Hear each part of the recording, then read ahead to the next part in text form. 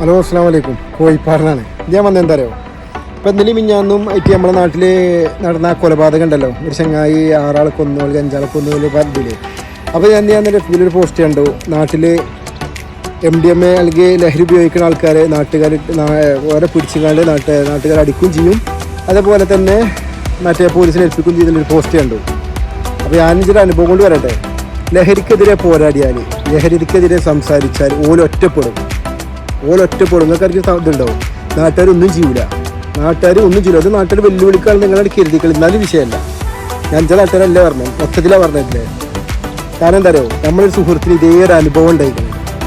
നമ്മളെ നാട്ടിൽ നമ്മളെ ഒപ്പം പഠിച്ച കുട്ടികൾ ലഹരിക്ക് അടിമയായി ഓരോ വീട്ടിലും നാട്ടിലും കച്ചറ ഉണ്ടായി നടക്കുന്ന സന്ദർഭത്തിൽ ആ മറ്റേ ലഹരി ഒഴിവാക്കാൻ വേണ്ടിക്കാണ്ട് ഒരു കൂട്ടം ചെറുപ്പക്കാർ അതിനെതിരെ ഇറങ്ങിയപ്പോൾ അതിൽ 2-3 ആൾക്കാർ ഒറ്റപ്പെട്ടു പോയി.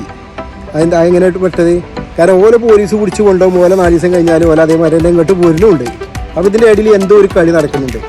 അപ്പോൾ എന്താണെന്ന് അറിയോ, ഇഞ്ചിയും ഇങ്ങളിയും ഈ വീഡിയോ കാണാൻ എല്ലാവരും പോരായ്മ കൊണ്ടാണ്. അല്ലെങ്കിൽ നമുക്ക് മനസ്സിലാക്കാം, ഈ MDMA ആണെങ്കിലും ലഹരി ആണെങ്കിലും ഇത് ഇന്നല്ലെങ്കിൽ നാളെ ഏതെങ്കിലും രീതിയിൽ ഏതെങ്കിലും വിധത്തിൽ നമുക്ക് ദോഷം ചെയ്യും. ഇത്രയും പത്രത്തിലും ഇത്രയും ഇതിൽ നമ്മൾ കണ്ടിട്ടും ഇപ്പോൾ നമ്മളിത് പഠിക്കാത്തത് എന്തുകൊണ്ടാണ് അറിയാം. ഇതിൻ്റെ ഗൗരവം എത്രത്തോളം നമ്മൾ ആരും മനസ്സിലാക്കിയിട്ടില്ല. ആ ഒറ്റൊരു കാരണം കൊണ്ടാണ്. അത് നമ്മൾ ശ്രദ്ധിച്ച് നോക്കിയാൽ മതി. നമ്മൾ അങ്ങോട്ടും ഇങ്ങോട്ടൊന്നും പോകണ്ട.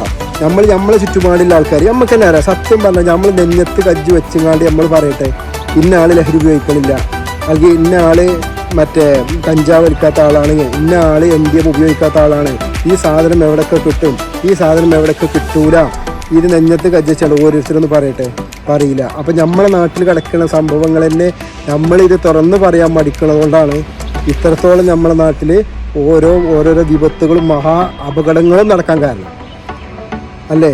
അല്ലെങ്കിൽ നിങ്ങൾ ഈ വീഡിയോ കാണാൻ ഓരോരുത്തരും പറയും, ഇന്ന ആളെടുത്ത് സാധനം ഉണ്ട്, അല്ലെങ്കിൽ ഇന്ന ആളെടുത്ത് ഇതുണ്ട്, അല്ലെങ്കിൽ ഇത് നമ്മൾ പുറത്ത് പറയാൻ മടിക്കണതാണോ അതോ പുറത്ത് പറയാൻ പേടിയാണോ? അതാണ് പോയിന്റ്. നമ്മൾ വലിയ ആളാണ്, നമ്മൾ വലിയ ചങ്കൂട്ടാണ്, നമുക്ക് എന്താണ്, നമുക്ക് വലിയ പൗരസാണ്, നമ്മുടെ നാട്ടിലത്തെ പ്രമാണിയാണ്, നമ്മൾ വൈറ്റ് ഇട്ടാണ് നമ്മൾ നടക്കുകയുള്ളൂ. പക്ഷെ ആവശ്യങ്ങൾ വരുമ്പോൾ, കാര്യങ്ങൾ വരുമ്പോൾ, ഓരോ അപകടങ്ങൾ വരുമ്പോൾ ഇതിനെതിരെ സംസാരിച്ചാൽ, ഇതിനെതിരെ വേറെ എന്തെങ്കിലും നമ്മൾ കൂടുതലായിട്ട് പ്രതികരിച്ച് കഴിഞ്ഞാൽ എന്താ ഉണ്ടാകുന്നുള്ള അവസ്ഥ ഞാൻ എൻ്റെ പേഴ്സണൽ ആയതുകൊണ്ട് പറയാണ്.